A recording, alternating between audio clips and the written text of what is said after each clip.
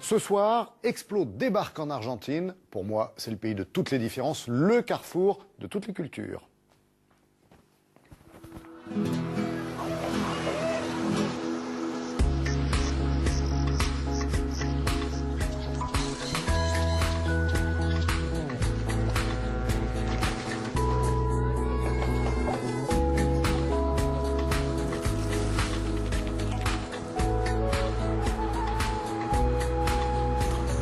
Nous ont rejoint à bord d'Explo parce qu'ils sont deux, Xavier Gomer et Camille Grossetête. L'une ne connaît pas encore l'Argentine, mais l'autre connaît bien ce territoire. Xavier, est-ce qu'on peut dire que c'est une terre patchwork ou est-ce qu'il ne faut pas dire plutôt et plus précisément que c'est une terre refuge, l'Argentine? Alors c'est une terre refuge, effectivement, comme l'ont été les États-Unis, une terre d'immigration, puisqu'elle a vu arriver sur son sol les Espagnols, les Italiens, les Français, les Anglais. Effectivement, c'est une nation patchwork, mais qui a su vraiment intégrer ces cultures pour n'en faire qu'une. Et on peut dire vraiment qu'il y a une vraie identité argentine, en fait, une vraie culture argentine qu'on ne retrouve pas forcément au Chili ou au Pérou, qui ont aussi leur propre identité. Mais c'est vrai que l'Argentine, avec une immigration européenne, a su constituer sa propre culture, et très très fort justement. Camille, vous partez dans quelques jours pour l'Argentine. Ce sera le début d'un tour du monde de 7 mois. Pourquoi commencer par l'Argentine? Qu'est-ce qui vous attire dans ce pays? L'Argentine me fait toujours rêver avec sa diversité de paysages. Il y a beaucoup d'endroits encore reculés avec peu de personnes qui y habitent. Et j'ai l'impression que dans ces endroits, la main de l'homme n'a pas encore laissé trop de traces. Je parle du désert d'Atacama ou la Patagonie. Et c'est des endroits qui me tentent beaucoup. Xavier, vous avez l'air d'accord. Est-ce qu'il n'y a pas des pièges quelquefois parce qu'il y a une diversité telle qu'on passerait des années là-bas, non? Alors, je ne veux pas battre en brèche le mythe de la Patagonie, mais la Patagonie, en fait, elle est habitée sur toute sa superficie. La seule, on va dire, la seule spécificité, c'est qu'en fait, elle est cadastrée. Donc, les propriétés sont de la taille d'un département, hein, grosso modo. Mais elle est habitée. Mais effectivement, on a l'impression de n'y croiser personne, et c'est vrai qu'on n'y croise personne.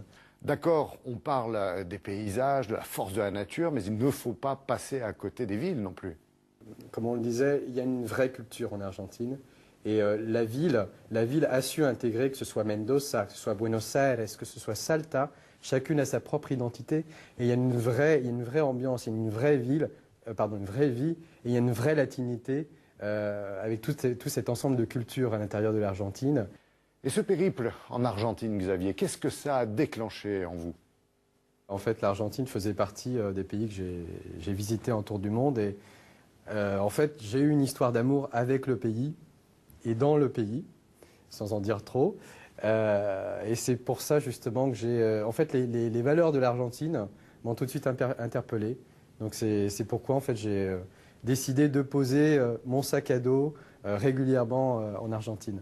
Camille, qu'est-ce que vous allez faire en Argentine? Qu'est-ce que vous avez envie d'aller voir là-bas, tout particulièrement?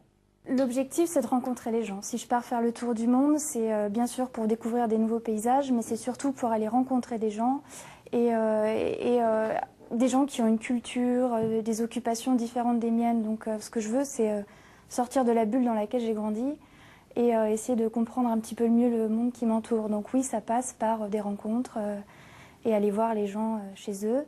Et ça passe aussi, notre projet consiste aussi à aller travailler avec ces gens.